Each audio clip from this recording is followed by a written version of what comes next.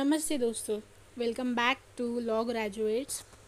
तो इस वीडियो में हम कवर करेंगे हायरार्की ऑफ कोर्ट्स और ज्यूरिसडिक्शन ऑफ कोर्ट्स। ये काफ़ी बेसिक टॉपिक है टू अंडरस्टैंड। तो सबसे पहले हम स्टार्ट करेंगे from the lowest court, that is subordinate जज क्लास 2 यानी कि सिविल जज जूनियर डिवीज़न। सिविल जज जूनियर डिवीज़न ये सबसे लोवेस्ट कोर्ट है इन द हायरार्की।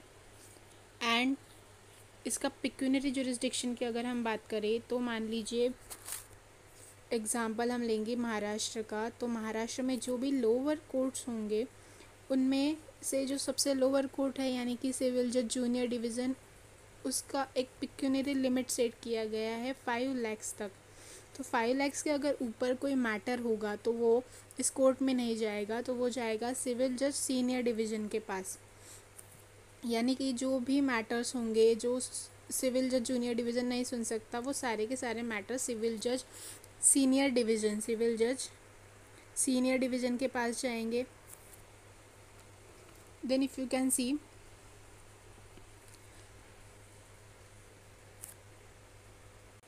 अगर कोई मैटर सिविल जज जूनियर डिवीज़न सुनता है तो उसकी अपील जो होगी वो लाई करेगी इन द सिविल जज सीनियर डिवीज़न, या तो किसी मैटर्स में वो डिस्ट्रिक्ट जज के पास भी डायरेक्टली जा सकती है। तो सिविल जज सीनियर डिवीज़न की ऐसी कोई लिमिट नहीं है, बट जो भी मैटर्स सिविल जज जूनियर डिवीज़न नहीं सुन सकता है उन सारे मैटर्स को सिविल जज सीनियर डिवीज़न सुन सकता है। देन सिविल जज सीनियर डिवीज़न की बात करें तो इसका जो अपीलेट मतलब इसकी जो भी अपील होगी वो लाई करेगी इन द डिस्ट्रिक्ट कोर्ट और in some matters in high court. So district court के बारे में हम जानेंगे। डिस्ट्रिक्ट कोर्ट का होता है ओरिजिनल जुरिस्डिक्शन। किसी भी मैटर को सबसे पहले सुनने का अधिकार जो होता है वो डिस्ट्रिक्ट कोर्ट के पास है इन सम एक्सेप्शनल मैटर्स, और साथ ही साथ उसके पास है appellate jurisdiction over all subordinate courts with in the district. यानी डिस्ट्रिक्ट में जितने भी लोअर कोर्ट्स होंगे, लोअर कोर्ट्स राइट, उन सारे कोर्ट्स के ऊपर सुपरवाइजरी पावर होगा डिस्ट्रिक्ट कोर्ट के पास। देन अगर डिस्ट्रिक्ट कोर्ट कोई डिसीजन देता है तो उसकी अपील कहाँ लाई करेगी? In the high court. High court के पास होगा इसका अपीलिएट जुरिस्डिक्शन, यानी कि डिस्ट्रिक्ट कोर्ट के जो भी केसेस होंगी उसकी अपील होगी in high court. Also as per article 227 of Indian constitution, high court के पास है supervisory power over all subordinate courts. यानी कि जो डिस्ट्रिक्ट कोर्ट है या लोअर कोर्ट्स है, डिस्ट्रिक्ट कोर्ट को भी लोअर कोर्ट जो भी होंगे ना, वो सारे कोर्ट के ऊपर सुपरवाइजरी पावर होगा हाई कोर्ट का। एंड देन हाई कोर्ट की जो अपील होगी वो लाई करेगी in the supreme court. Supreme court के पास तो डेफिनेटली हाईएस्ट अपील अथॉरिटी है ही, साथ ही साथ supreme court as per article 32 writs issue कर सकता है। तो वो कौन सी 5 रीट्स है आप मुझे कमेंट सेक्शन में ज़रूर बताइएगा। ऑल्सो हाई कोर्ट के पास भी इशू ऑफ रीट्स की पावर है as per article 226। Then this about the high courts, supreme court and lower courts. ये इसकी हायरार्की होगी। हायरार्की के बारे में ज़्यादातर कुछ पूछा तो नहीं जाता है, but you should know the basic कि कहाँ से अपील कहाँ जाएगी, right. Then we will see the jurisdiction which is the important one. Jurisdiction ये वर्ड लैटिन टर्म जुरिस्डिक्टो से डिराइव हुआ है, यानी कि जिसका मीनिंग होता है I speak by the law. यानी ये बताता है कि कोर्ट की क्या कैपेसिटी है, कोर्ट कौन से मैटर्स को सुन सकता है, etcetera.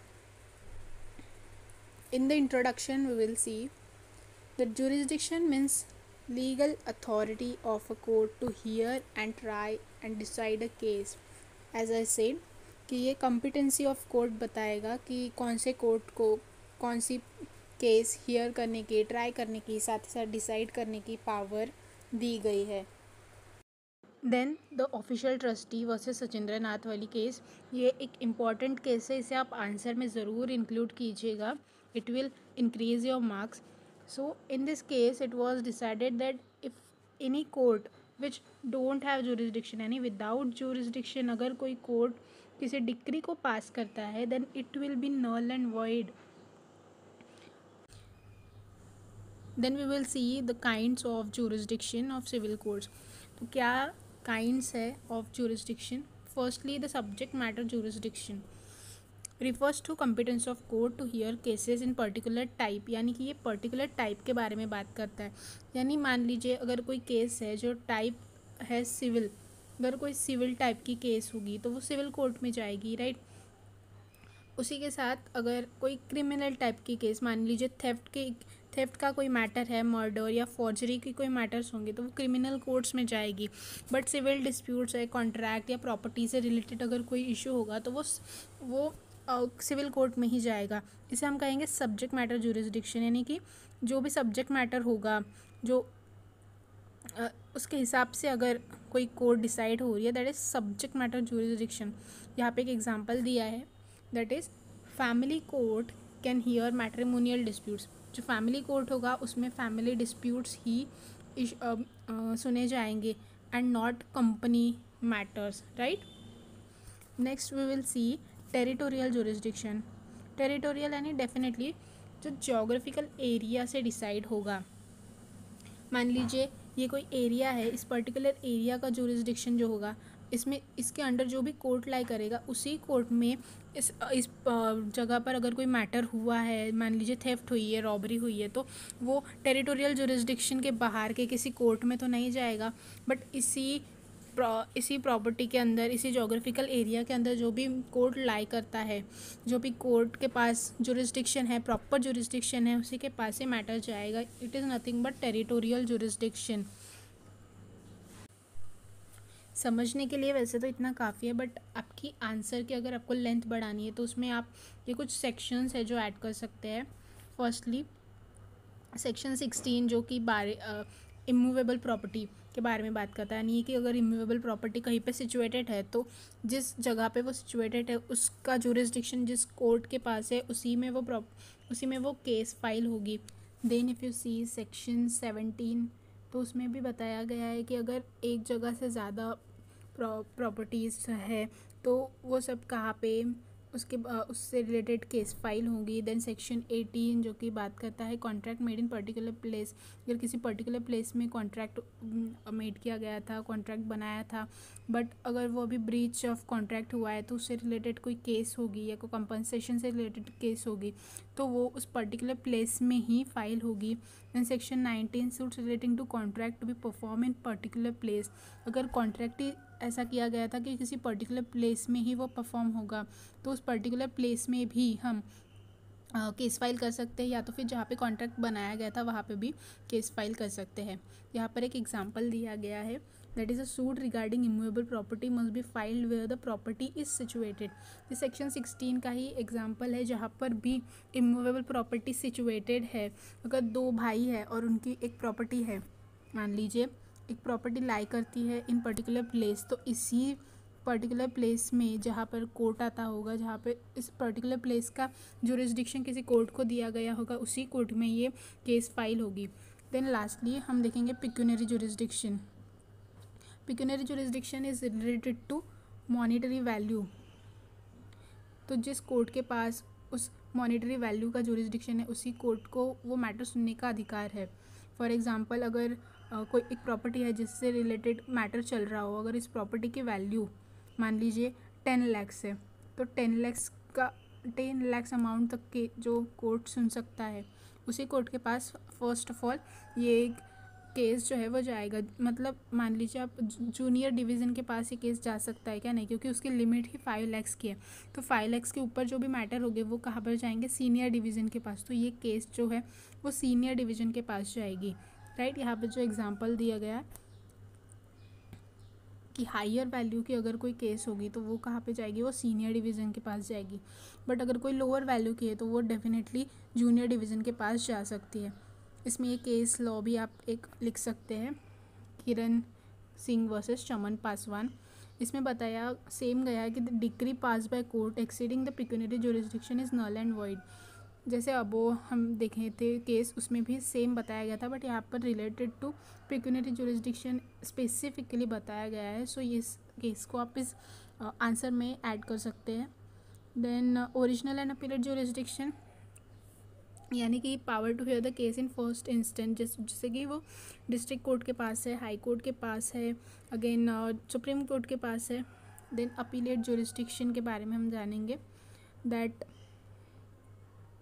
Power to hear appeals from subordinate courts. जैसे हमने अबव देखा था कि हायरार्की ऑफ कोर्ट्स में कि जैसे किसी कोर्ट ने डिसीजन दिया है और उसकी अपील हम उसके जो सुपेरियर कोर्ट्स होंगे उसके पास लेके जाएंगे, जैसे कि डिस्ट्रिक्ट कोर्ट से जाएगी हाई कोर्ट में, हाई कोर्ट से supreme court. This is nothing but the appellate jurisdiction. Then exclusive and concurrent jurisdiction. Exclusive jurisdiction में हम देखते हैं only one court has power to try. तो जिस भी कोर्ट को अगर मैटर सुनने का अधिकार है तो उसी कोर्ट के पास मैटर जाएगा। अगर कोई एरिया है इसमें एक ही कोर्ट है, देन उसी कोर्ट के पास वो मैटर जाएगा। लेकिन कॉन्करेंट यानी 2 और मोर कोर्ट्स है और प्रॉपर्टी एक सेम जगह पर है और यहाँ पर कोर्ट्स भी बहुत सारे हैं, तो किसी भी कोर्ट में हम जो केस है उसे फाइल कर सकते हैं। देन सुपरवाइजरी जुरिसडिक्शन, जो कि सिर्फ high court and supreme court के पास है as per article 227 and 136। Then general jurisdiction, अगर आप CPC का बेयर एक्ट देखेंगे तो सेक्शन 9 हमें जनरल जुरिसडिक्शन के बारे में बताता है, यानी all courts in India are competent to try all suits of civil nature unless expressly barred. यानी कि जब तक कोई कोर्ट को बार्ड नहीं किया जा रहा है एक्सप्रेसली, अगर जब तक दिया नहीं गया है कि ये कोर्ट इस केस को नहीं सुन सकता, तब तक सभी कोर्ट्स को ये पावर है कि वो कॉम्पिटेंट भी है to try all suits of civil nature. Then jurisdiction से रिलेटेड कुछ केस लॉज हमारे पास है। फर्स्टली उज्जमबाई वर्सेस स्टेट, ये लैंडमार्क केस लॉज है, सो इसे नोट डाउन ज़रूर कर लीजिएगा। Court without territorial jurisdiction cannot pass a decree.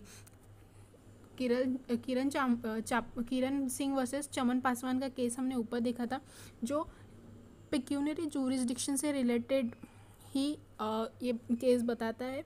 Then जो उज्जमबाई का केस है ये टेरिटोरियल जुरिसडिक्शन के बारे में है। Then secretary of state versus Mask, subject matter jurisdiction must exceed otherwise proceedings are void. तो ये तो एकदम बेसिक सी बात है, अगर सब्जेक्ट मैटर जुरिसडिक्शन नहीं है then the proceeding will be void.